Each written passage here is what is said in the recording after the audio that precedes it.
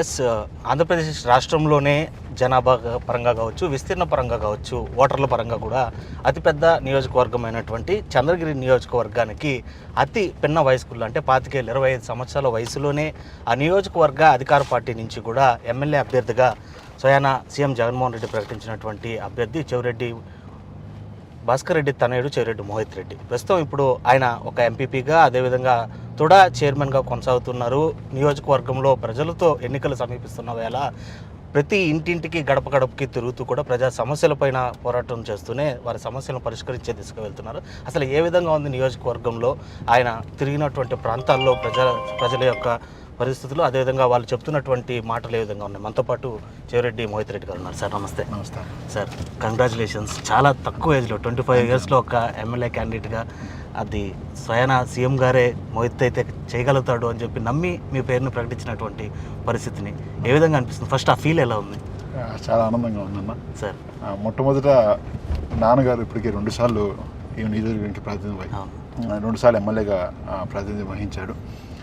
ఈసారి ముఖ్యమంత్రి గారు దగ్గర నాన్నగారు ఎక్కువ చనువుగా కావచ్చు, అక్కడ సలహాలు ఇవ్వడం కావచ్చు, అక్కడ ముఖ్యమంత్రి గారికి అత్యంత దగ్గరగా ఈసారి అక్కడ ఉండడం వల్ల ముఖ్యమంత్రి గారు నన్ను ఉండమని చెప్పి ఈసారి నాకు అవకాశం ఇవ్వడం జరిగింది.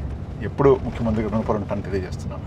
సార్, సాధారణంగా మీ ఏజ్లో అంటే లండన్లో చదివి వచ్చారు, ఈ ఏజ్లో ఎంజాయ్ చేయాలని ఉంటుంది, లేకపోతే ఇంకేదైనా జాబ్ చేస్తూ లైఫ్ స్టైలే వేరే విధంగా ఉండాలని అనుకుంటారు. మీకు ఈ విధంగా ఈ ఆపర్చునిటీ రావడాన్ని ఏ విధంగా ఫీల్ అవుతున్నారు?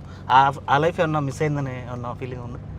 అలా ఏం లేదన్న, చిన్నప్పటి నుంచి నాన్న చూస్తూనే పెరిగాను. నేను 9th క్లాస్ 8th క్లాస్ నుంచి నాన్న కారణకాలే తిరిగాను. దాని తర్వాత 10th క్లాస్లో కూడా ప్రచారం చేశాను. తర్వాత 2 ఎలక్షన్ చేశాను, ఇది 3వ ఎలక్షన్. అంటే ఎలక్షన్స్ అనేవి పార్ట్ ఆఫ్ ది లైఫ్ అయిపోయింది. అదేం పెద్ద కొత్తగా అనిపించలేదు, కానీ నేను క్యాండిడేట్ అయ్యేసరికి కొంత బాధ్యత పెరిగిందని ఒక ఫీలింగ్ ఉంది అంతే. అంటే పర్సనల్ లైఫ్ ఏమన్నా కొద్దిగా పోయిందే, అంటే యూత్గా నేను ఎంజాయ్ చేయకుండా పోయాను అనేటువంటిది ఏమన్నా? అట్లాగేం లేదన్నా, కానీ ఇంత పెద్ద బాధ్యత మనకి ఇవ్వడం అంటే తప్పకుండా దీన్ని ప్రూవ్ చేసుకోవాలి కదా. చేసుకోవాలంటే డెఫినెట్గా కొంత సాక్రిఫైస్ చేయాల్సి వస్తుంది. సార్, ఖచ్చితంగా ఇప్పుడు ఒక ఎమ్మెల్యే అభ్యర్థిగా ఇన్ని రోజులు వేరే, ఇప్పుడు వేరే. అంటే ఎమ్మెల్యే అభ్యర్థిగా సమస్యను మీ ద్వారా నేరుగా తీసుకొని వచ్చేటప్పుడు ఆ సమస్యను పరిష్కారం చేయడానికి వెంటనే చేయడానికి ఎలాంటి లైన్ తీసుకుంటారు సార్? అంటే first stage, second stage, third stage, దాన్ని వెంటనే కూడా సమస్య పరిష్కారం అయిందా లేదా అని చెప్పి ఫాలోఅప్ చేయడము, అవి ఏ విధంగా మీరు ప్లాన్ చేసుకుంటుంటారు? అంటే చిన్న వయసులోనే నాకు 22 ఏళ్ళ వయసులోనే నాకు ఎంపీపీగా అవకాశం వచ్చింది. అప్పటి నుంచి అధికారులందరూ కూడా ఫస్ట్ నుంచి కుటుంబ సభ్యులాగే ఉండేవాళ్ళు. అది ఏదన్నా నేను చెప్పినా కూడా స్పందించేవాళ్ళు. 90% చేయగలిగినవన్నీ చేస్తున్నారు. మా దగ్గర టీం ఉంటారు, వాళ్ళు ఏదైనా చెప్పినా నోట్ చేసుకుంటాం, మళ్ళీ 2సారి ఫాలోఅప్ చేస్తాం. మనం చేయగలిగినవన్నీ కూడా 90% అయ్యేలాగే ప్రయత్నం చేస్తామన్నా. కొన్ని చేయలేనివి ఉంటాయి, అవి మాత్రం సున్నితంగా చెప్పి పంపిస్తాను అంతే. ఈసారి కాదు అంతే, హార్డ్గా చెప్పకుండా సున్నితంగా చెప్పి పంపిస్తాను అంతే. ఓకే. సో పక్క నియోజకవర్గం తిరుపతి నియోజకవర్గం ఉంది, అక్కడ మీరు తుడా చైర్మన్గా కొనసాగుతున్నారు. భూములు పరిస్థితులు కావచ్చు, ఇక్కడ రేట్ల పరిస్థితి, వీటిపైన కూడా అవగాహన కల్పించుకున్నారా? ఏంటి పరిస్థితి అసలు తుడాలో ఏం జరుగుతుంది? తుడా చైర్మన్గా 2-3 నెలలు అనుకుంటే బాధ్యత తీసుకుని నేనేం తుడా ఇప్పుడు అంటే అంత సీరియస్గా ఇప్పుడు పట్టించుకోవాలి, నాన్నగారు ఉన్నారు కాబట్టి. రీసెంట్గా తీసుకున్నప్పటి నుంచి గడప ప్రోగ్రాంలో ఉన్నాను. హార్డ్లీ ఒక 4-5 సార్లు ఏమో ఆఫీస్కి వెళ్ళి ఏదైనా మరీ అవసరమైతే పోయిన తప్పకుండా అది కూడా ఎలక్షన్స్ ఎట్లో 2-3 మంత్సే కాబట్టి అంతా అయిన తర్వాత తురాలో కూడా తప్పకుండా మనం చేయగలిగిన సేవ అంతా కూడా చేస్తాను. నాన్నగారే ఇన్స్పిరేషన్. నాన్న చేసిన అభివృద్ధి కన్నా ఎక్కువ కాదు, డెఫినెట్గా ఆ బాటలు నడుస్తుంది.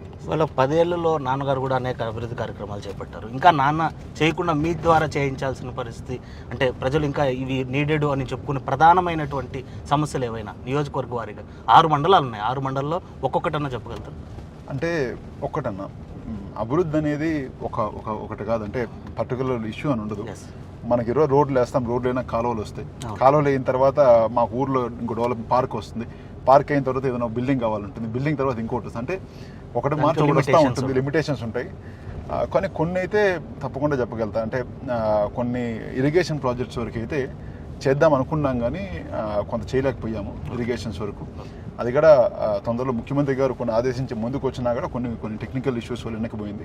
తప్పకుండా అవి కూడా మాకు ఇప్పుడు సపోజ్ ఇక్కడే మా తలకోన వంక ఉంది ఈ పండ్లలో, మీ మండలంలోనే, దాన్ని చేద్దామని చెప్పి ముఖ్యమంత్రి గారు తీసుకొని పోయి ఫండ్స్ అంతా శాంక్షన్ చేస్తే మనకి ఫారెస్ట్ డిపార్ట్మెంట్కి ఒకరోజు వస్తుందని చెప్పి అది సెంట్రల్ గవర్నమెంట్కి వెళ్ళిపోయింది. ఈ రోజు శాంక్షన్ కాల. దానికోసం తిరగని రోజులు, అంటే ఎన్నిసార్లు ఫాలోఅప్ చేసినా కాలేదు. ఇంకొకటి చంద్రగిరి కోట ఉంది, కోటను డెవలప్ చేద్దామని చాలా రోజులు, అంటే ఇంపార్టెంట్ చెప్తున్నాను. ఎస్ కోట డెవలప్ చేద్దామని అనుకుంటే ఆర్కియాలజీ డిపార్ట్మెంట్ పర్మిషన్ కావాలి. అంటే కొన్ని మనం చేతిలో లేంటివి తప్ప కొన్ని మన ఇప్పుడు చంద్రగిరిలో అమ్మవారి టెంపుల్ ఉంది, 7.5 కోటి పెట్టి మనం డెవలప్ చేస్తున్నాం. గత 30-40 ఇయర్స్గా ఎవరు చేయింది. ఎమ్మెల్యే గారు నాన్నగారు చొరవతో ఈరోజు 7.5 crore, ఒక 2 కోట్ల తుడా నుంచి 4 కోట్లు టీడీ నుంచి 1 కోటి రూపాయలు డొనేషన్స్ నుంచి పెట్టి చేస్తున్నాం. అంటే కొన్ని చేయగలిగినవి చేస్తున్నాం, చేయలేంటివి కొన్ని టెక్నికల్ రీజన్స్ ఇబ్బంది, అది తప్పకుండా మా ఫ్యూచర్ చేసి ప్రయత్నిస్తాం. అంటే నాన్నగారు గతంలో అనేక బహిరంగ సభల్లో చెప్పారు, ప్రధానంగా నేను ఏదైతే సంపాదిస్తున్నానో నా పర్సనల్గా కానీ ఏదైనా కానీ నా బిజినెస్ పరంగా కానీ ఏదైనా, అందులో దాదాపు 35% పైన కూడా ప్రజలకే ఖర్చు పెట్టేస్తాను. 35% పెట్టుకుని 65% వరకు ప్రజలకే పెట్టేస్తాను. ఆ మాట విన్నప్పుడు ఏమనిపించింది మీకు? 65 75%. ఇంకా ఎలక్షన్ దాటిన తర్వాత ఏముంటుంది అంటే అట్లా చెప్పలేం, కానీ ఖచ్చితంగా ఒక ప్యాషన్ అంతే. రాజకీయాల్లో ఏదో సంపాదించాలని వచ్చిన వాళ్ళమైతే మేము కాదు, ఏదో చేయాలి, మనకు గౌరవం ఇచ్చారు ప్రజలు, ఇంత అవకాశం ఇచ్చి ఎక్కడన్నా పోతే పలానా గుర్తుపడుతున్నారు, దానికోసం ఆ ప్యాషన్తో వచ్చిందే. కానీ ఇప్పటి నుంచి కాదు, నాన్న జెడ్పీటీసీ గారి నుంచి, తర్వాత తురా చైర్మన్, ఎమ్మెల్యే ఎప్పుడు వచ్చినా కూడా ఇంట్లో కన్నా బయట మనం గౌరవంగా ఇంత ప్రజలు గౌరవించిన దానికి మనం చేయగలిగినంత వాళ్ళ కుటుంబ సభ్యులాగా భావించడానికి అన్నీ చేస్తున్నాం. అంటే నాన్న సంపాదించిన దాన్ని ఖర్చు పెట్టడం ఓకే, దాన్ని మిగులు పెట్టుకోలేకుండా నా ప్రజలకే పెడుతున్నారు అనేటువంటి ఆలోచన ఏమన్నా కానీ, లేకపోతే అన్న మీ బ్రదర్స్ మధ్యలో మాట్లాడాలి కానీ అలాంటిది ఏమన్నా డిస్కషన్? అంటే అట్లా ఆ విధంగా ఎప్పుడు లేదండి డెఫినెట్గా, ఎందుకంటే నాన్న కష్టపడి సంపాదించింది ఎన్నో ఏళ్ళు. ఒక ఏదైతే చెప్పాలంటే ఒక 15 ఏళ్ళ ముందు నాన్న సంపాదించిన రియల్ ఎస్టేట్లో అప్పుడు ఉన్న దాంట్లో అప్పుడు ఏం పదవి లేనప్పుడు సంపాదించింది. నాన్న ఒక 10 ఏళ్ళు సంపాదించింది, 20 ఏళ్ళు అమ్మినా, అంటే నాన్న ఏది చేసినా కూడా ఫుల్ ఫ్లెజర్గా ఇంకా మనం దీంట్లో ఏంటి చూడాలి, దీన్ని ఒక మనం సక్సెస్ చేసి చూపించాలని ఎన్ని ప్రాజెక్ట్ చేసినా, 4-5 ప్రాజెక్టులు 1 yearలో చేసిన సందర్భాలు ఉన్నాయి. అందుకు నాన్న సంపాదించింది కాబట్టి నమ్మకం ఉంది.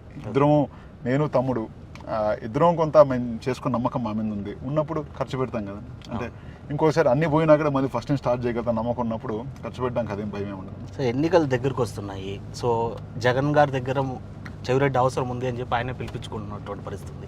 ఎన్నికలకు బహుశా నాన్నగారు ఇక్కడ ఉండకపోవచ్చేమో, కూడా మీకు సపోర్టుగా కూడా నిలిచే పరిస్థితి ఉండకపోవచ్చు, ఎందుకంటే అక్కడ ఉండాల్సినటువంటి బాధ్యత, పెద్ద బాధ్యత అక్కడ అప్పచెప్పిన తర్వాత. సో ఒంటరిగా ఇంత పెద్ద నియోజకవర్గాన్ని హ్యాండిల్ చేసుకునే స్టామినా సంపాదించుకునే సరే ఇప్పటికే. నాకు ఒక అదృష్టం ఏంటంటే నాన్నగారి మంచి టీం ఉంది. ఇప్పటి నుంచి కాదు, గత 10 ఏళ్ళుగా నాన్న ఒక ప్రోగ్రామ్ చెప్పేస్తే నాన్న దగ్గర ఉన్న టీం ఎలాగంటే ఓన్ చేసుకొని చేసే మనమైన టీం ఉంది.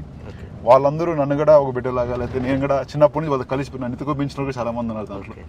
సో వాళ్ళు ఓన్ చేసుకుంటున్నారు నన్ను. రెండోది నాన్న ఎక్కడున్నా కూడా, అంటే ఏ పొజిషన్లో ఉన్నా, విజయవాడలో ఎక్కడున్నా కూడా నిమిషం ఏం జరుగుతుందో ఫాలోఅప్ చేస్తూనే ఉంటారు. దాంట్లో ఏమి సో కొడుకు ఎక్కడున్నాడు, ఏం చేస్తున్నాడు, చేస్తుంది కరెక్టా కాదా, తప్పైతే తిట్టడం, లేదంటే కరెక్ట్ చేస్తున్నాడు, సరే ఇంకొంత బాగా చేయని చెప్పడం, అవైతే ఉంటుంది. డైలీ నాన్నగారితో ఇలాంటి ట్యూషన్ సెక్షన్స్ ఎప్పుడెప్పుడు ఉంటాయి సార్? డైలీ ఉంటాయా? కలిసినప్పుడు అంతా ఉంటాయా? కలిసినప్పుడు అప్పుడప్పుడు ఉంటుంది. డైలీ అట్లేమో చెప్తారు, అందరిని గైడ్ చేస్తారు. ఓకే, బట్ 90% చూస్తూ పెరిగాం కదన్నా, ఏదన్నా కొంత అర్థం చేసుకోగలుగుతాం. నాన్నగారు ముందు చూపుతో కొన్ని వద్దు మోయితుంది అని కరెక్ట్ కాదేమో అనిపిస్తుంది నాకు అని చెప్పు కూడా, లేదు నాన్న ఇదేం కాదు ధైర్యంగా చేద్దాం అని వెళ్ళినటువంటి పని ఏదన్నా ఒకటి ఉందా నాన్నగారు చెప్పినా కూడా? అంటే మంచి కార్యక్రమం కావచ్చు, ఏదైనా అది బ్యాడ్గా తీసుకుంటారేమో అని మిమ్మల్ని ఉద్దేశించి చెప్పడం లాంటివి ఏదన్నా కొన్ని ఉంటాయి. అంటే అట్లా ఎదిరించిపోయింది ఏమి ఉండదు. ఓకే, బట్ డెఫినెట్గా ఇట్లా కాదు, ఇట్లా చేస్తే బాగుంటుంది సలహాలు ఇస్తే నాన్న ఒక నిమిషం ఆలోచించి సరే కరెక్టా కదా, రెండోసారి ఆలోచించి ఇంకా కరెక్ట్ అనిపిస్తే ఓకే అంటారు, లేదు తప్పంటే మాత్రం వదిలేదు రాపోతాం. రెండోసారి ఆలోచించండి, ఒకసారి చెప్తాం, సజెషన్ అయితే ఇస్తాం, కానీ నాన్న ఒకసారి వద్దంటే 99% ఇంకా దాని జోలికి పోతాం. సో మోహిత్ రెడ్డి ఎక్కువగా నాన్న చెప్పిన మాటలు వింటారు, అమ్మ చెప్పిన మాటలు వింటారు, అంటే సలహాలు కానీ సూచనలు కానీ ఎక్కువ డిస్కషన్ ఎవరితో పెడుతుంటారు? ఇలా చేస్తే అమ్మ పట్టించుకోదు, అమ్మ పాలిటిక్స్ ఎప్పుడు పట్టించుకోదు. అంటే మేము వినింది అమ్మ కొడుకు మోహిత్ అని. అంటే అమ్మ పెద్ద పాలిటిక్స్ ఇంట్లో మేము బాగా తింటున్నాం ఫుడ్, లేకపోతే ఏదైనా అంటే ఎలా ఉన్నాం అవి చూస్తారు, కానీ పాలిటిక్స్లో ఇలా చేయాలి అమ్మ అసలు పాలిటిక్సే పట్టించుకోదు. 90% చేసే కార్యక్రమాల్లో తక్కువ కరెక్ట్ నానే చెప్తాడు. కొన్ని ఇష్యూస్ డెసిషన్స్ మాత్రం ధైర్యంగా తీసుకుంటాం, కానీ ఫైనల్గా వచ్చేసరికి ఏదన్నా కాంప్లికేట్ అయ్యేది మాత్రం డిస్కస్ చేస్తాం. ఎప్పుడు బయట రాని అమ్మ మీకోసం, మీరు అభ్యర్థిగా నిలబడిన తర్వాత తాను కూడా ఒక అడుగు కలుపుతూ నియోజకవర్గాల్లో పాదయాత్రలు చేస్తూ ఇటు ఆ మహిళలందరినీ కూడా బిడ్డను ఆశీర్వదించమని వెళ్తున్నటువంటి పరిస్థితి, ఆ ఫీల్ ఎలా ఉంది?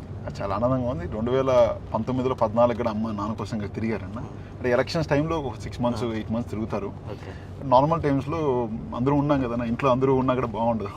ఫ్యామిలీలో ఒకరిద్దరు ఉంటేనే బాగుంటుంది. ప్రతి ఒక్కరు బాధ్యత తీసుకుంటే తప్పు కూడా సిగ్నల్ పోతుంది. కాబట్టి ఎలక్షన్స్కి ఒక 4.5 years నాన్న మేము ఫాలోఅప్ చేస్తాం. లాస్ట్లో తమ్ముడు అమ్మ కూడా వాళ్ళు కూడా ఫాలోఅప్ చేసుకుంటారు. సరే, ఇప్పుడు రాష్ట్ర వ్యాప్తంగా ఆంధ్రప్రదేశ్కి జగనే ఎందుకు కావాలి అనే కార్యక్రమాన్ని ప్రతి ఒక్కరూ చేస్తున్నారు, ప్రతి ఒక్క నియోజకవర్గంలో చేస్తున్నారు, ఇక్కడ చేపడుతున్నారు. ఏ విధంగా ఉంది ప్రజల్లో స్పందన? మీరు ఎక్స్ప్లెయిన్ చేయడం అయితే చేస్తున్నారు, సంక్షేమ పథకాలన్నీ అవన్నీ ఇవన్నీ చెప్తున్నారు, మీరు చెప్పేవన్నీ కూడా ప్రజల్లో ఏ విధంగా ఉంది రెస్పాన్స్? ఒక్కటి మనం పాస్ట్ కూడా ఆలోచిస్తే 2014 నుంచి 19 వరకు ఏం జరిగిందో కూడా ప్రజలందరూ, అంటే ప్రజలు అమాయకులు కాదు కదా, బాగా మనకన్నా తెలివైన వాళ్ళు నా అభిప్రాయం. మేము ఆలోచించిన దానికన్నా వాళ్ళు గ్రౌండ్ లెవెల్ ఎక్కువ ఆలోచిస్తారు నేను అనుకుంటూ ఉంటాను. అప్పుడు రాని పెన్షన్ 3,000 రూపాయలు ఇప్పుడు 15 రోజుల్లో వచ్చేది.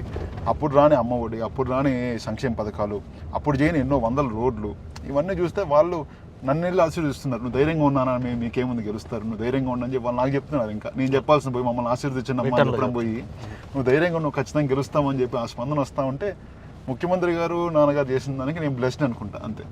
అంటే ఈ స్లోగన్ ఏదైతే ఉందో దాన్నే ప్రతిపక్షాలు చాలా బలంగా ఆరోపిస్తున్నటువంటి పరిస్థితి. నిజమే ఆంధ్రప్రదేశ్ జగన్ ఎందుకు అవినీతి చేసుకోవడానికా, లేదా ఈ విధంగా అధికారాన్ని దుర్వినియోగం చేసుకోవడానికా, లేదా కుట్రతో ఎవరిని కూడా నిరసనలు కూడా చేయనటువంటి పరిస్థితి? ఇది అనేకమైనటువంటి ఆరోపణలు వస్తున్నాయి జగన్ పైన. నిరసనలు ఎక్కడ చేయలేదన్నా. ఏ రోజు తెల్లారా ఏవి అని ఈనాడు చూస్తే ఆ తిట్లు తప్ప ఇంకేమైనా ఉన్నాయా? అంటే కొన్ని పేపర్స్ కొన్ని ఛానల్స్ చూస్తే జగనన్ని తిట్టుకుని అట్లా నిజంగా జగనన్న పట్టుకోవాలంటే, అంటే ఎవరన్నా అధికార పక్షంలో నిజంగా గట్టిగా ఉండాలంటే అది కూడా తిట్టుంటారన్న. నిరసనలు చేస్తున్నారు, నిరసనలు ఎక్కడ అబ్జెక్షన్ లేదు. ప్రజాస్వామ్యంలో ఎవరైనా నిరసనలు చేయొచ్చు, ఎవరైనా మేము తప్పంటే తప్పని చెప్పొచ్చు, స్వీకరిస్తాం.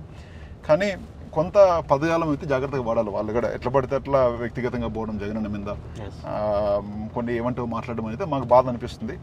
సరే, ఎలక్షన్ రోజు ప్రజలు దేవుడు సమాధానం చెప్తానని పట్టించుకోమంటాను. ఇప్పుడు చంద్రబాబు పైన అక్రమ అరెస్ట్ జరిగింది, తను ఇప్పుడు బెయిల్ పైన ఉండేటువంటి పరిస్థితి ఉంది.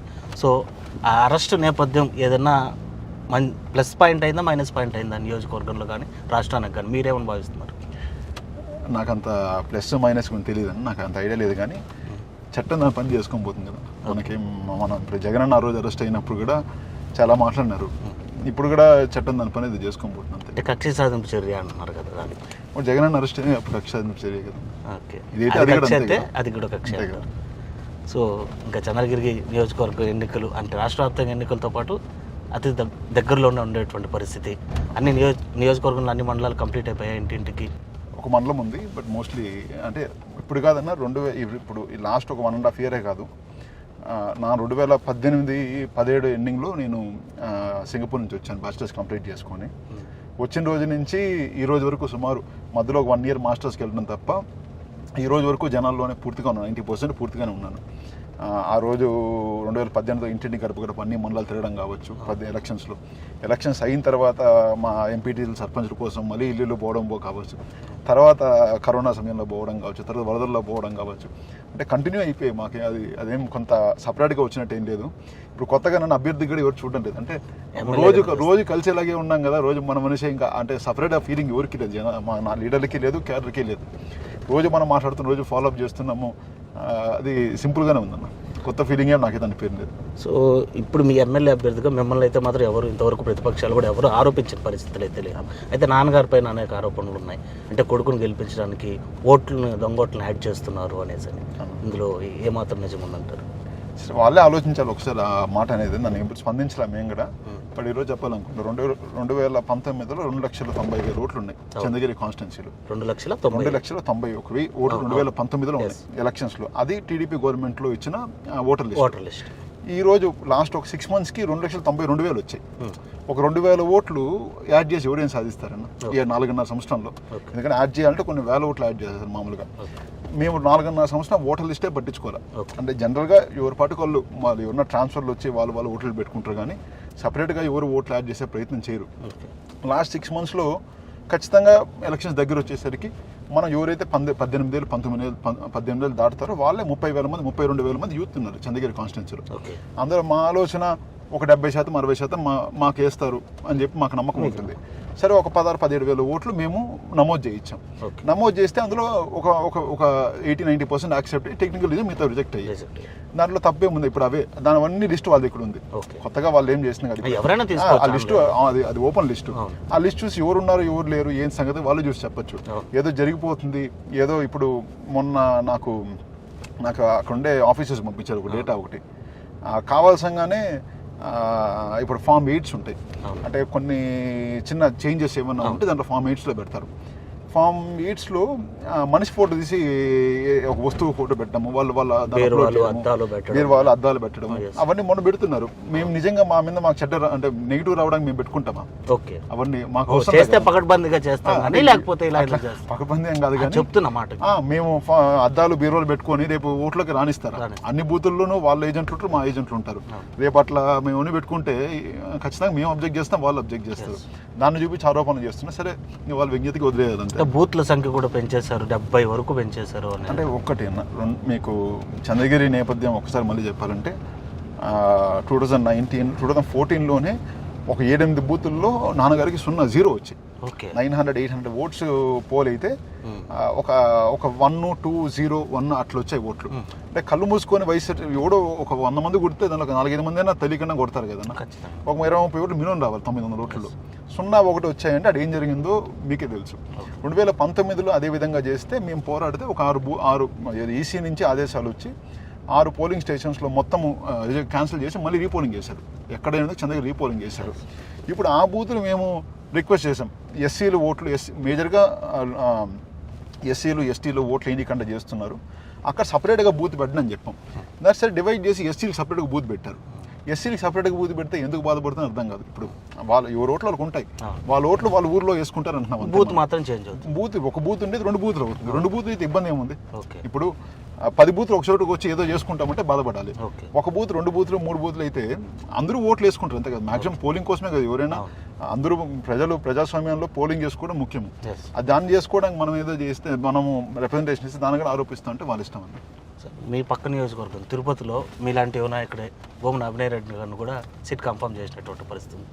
ఇటు చంద్రగిరి మూలాలు తిరుపతి మూలాలు దగ్గర కలిసిపోతాయి. ఎందుకంటే మనకు రూరల్ ప్రాంతం కావచ్చు, ఇటు మంగళం బీటీఆర్ కాలనీ కావచ్చు, అది వేదాంతపురం ఇవన్నీ కూడా అక్కడ చాలా కలిసికట్టుగా ఉండాలి. పక్కన ఎమ్మెల్యేతో ఖచ్చితంగా మీరు కలిసి వెళ్ళగలిగితేనే అభివృద్ధి కూడా సాధ్యపడుతుంది. ఏ విధంగా ఉంది అనుబంధం అభినయ్ గారితో? అంటే నాన్న ఎందుకు అడుగుతున్నా అంటే నాన్న అటు కరుణాకర్ రెడ్డి గారు ఇద్దరు మంచి గురు శిష్యుల అనుబంధంతో బాగా ఉంటారు. మీ ఇద్దరి మధ్య ఏ విధంగా? ఇప్పటి నుంచి కాదని ఒక 20 ఏళ్ళగా అభినయ్ నా ఫోన్ బ్రదర్ లాగే ఉండేవాడు. గైడ్ చేస్తూ ఉన్నాడు, ఇలాగా అలా చేయాలంటాడు. అలాంటి అంటే ఇంకా మేము ఇద్దరం కలిసి ఒకేసారి ఒకే టైంలో ఎలక్షన్ పోతున్నామంటే చాలా హ్యాపీగా ఉంది. అన్న తప్పకుండా ఈసారి గెలుస్తాడు. 100% అభినయం కూడా గెలుస్తాను బలమైన నమ్మకం నాకు. ఏదైనా సలహాలు అడుగుతుంటారా? అప్పుడప్పుడు అడుగుతాను, సలహాలు అడుగుతాను. ఏదైనా బాగా గైడ్ చేస్తాడు అన్న. అంటే ఓన్ బ్రదర్ కన్నా ఎక్కువ నాకు అభినయం. ఓకే సార్, చివరిగా ఎలక్షన్ మూమెంట్ దగ్గరకు వచ్చేసింది. ఆర్టీవీ స్క్రీన్కి తుడా చైర్మన్ అయ్యాక ఎమ్మెల్యే అభ్యర్థిగా ప్రకటించిన తర్వాత ఫస్ట్ ఇంటర్వ్యూ మాకే అనుకుంటున్నా. చాలా thank you. And RTV screen పై నుంచి కూడా చంద్రగిరి నియోజకవర్గ ప్రజలకి ఏం చెప్పబోతున్నారు? ముందుగా ఆర్టీవీ ఛానల్ ప్రేక్షకులందరికీ నమస్కారం. తప్పకుండా జగనన్న చేసిన అభివృద్ధి కావచ్చు ఇవన్నీ చూసి మీ అందరూ కలిసి ఎమ్మెల్యే గారిని అదేవిధంగా మన ముఖ్యమంత్రి గారిని తప్పకుండా మాకు ఓటేయాలని చెప్పి అందరినీ విజ్ఞప్తి చేస్తున్నాను. Thank you. Right sir, thank you. So అది మొత్తం మీద అతి చిన్న వయసులోనే కూడా ఇంత పెద్ద బాధ్యత అప్పగించినప్పటికీ కూడా ముందుటి నుంచి గడిచిన 10 ఏళ్ళ ముందుటి నుంచి కూడా నాన్నని ఫాలో అవుతున్నాయి. వెనకాల రాజకీయాల్లోనే ఫాలో అవుతూ వస్తున్నటువంటి పరిస్థితి ఉంది. ప్రత్యక్ష రాజకీయాల్లో కూడా ఉన్నాను. ఇది పెద్ద కష్టతరం కాదు నాకు ఇక్కడ ఎమ్మెల్యే అభ్యర్థిగా ఉండడం కావచ్చు, నాకు చేపట్టినటువంటి బాధ్యత కావచ్చు. ఖచ్చితంగా ప్రజా సమస్యలను పరిష్కరిస్తూ ముందుకు వెళ్తాను. వచ్చేటువంటి నాయకులందరినీ కూడా హక్కును చేర్చుకొని ప్రజల సేవే ప్రధాన ధ్యేయంగా కూడా నాన్న ఏ బాటలో అయితే నడిచారో అదే బాటలోనే తాను కూడా చంద్రగిరి నియోజకవర్గాల ప్రజలకి సేవ చేయడానికి ముందుకెళ్తాను. తన గెలుపు తథ్యం. అదేవిధంగా ఆరోపణలు చేసే వాళ్ళకి ఒకటే చెప్తున్నా, ఏం చేసినటువంటి అభివృద్ధిని ప్రజలు కల్లారా చూస్తున్నారు. ప్రజలు తిరిగి రాష్ట్రంలో జగన్మోహన్ రెడ్డిని, ఇక్కడ తనని, అదేవిధంగా పక్క నియోజకవర్గమైనటువంటి తిరుపతిలో కూడా భూమన అభినయన్ కూడా ఆశీర్వదిస్తారని చాలా నమ్మకంతో ఉన్నానని చెప్పి కూడా ఇటు చెవిరెడ్డి మోహిత్ రెడ్డి చెప్తున్నటువంటి పరిస్థితి. వీడియో జర్నలిస్ట్ అయితే Lokesh reporting for RTV Chandragiri. మరిన్ని వీడియోస్ కోసం ఛానల్ ని సబ్స్క్రైబ్ చేయండి. లేటెస్ట్ అప్డేట్స్ కోసం వాట్సాప్ ఛానల్ ని ఫాలో చేయండి. అండ్ లింక్ డిస్క్రిప్షన్ లో ఉంది.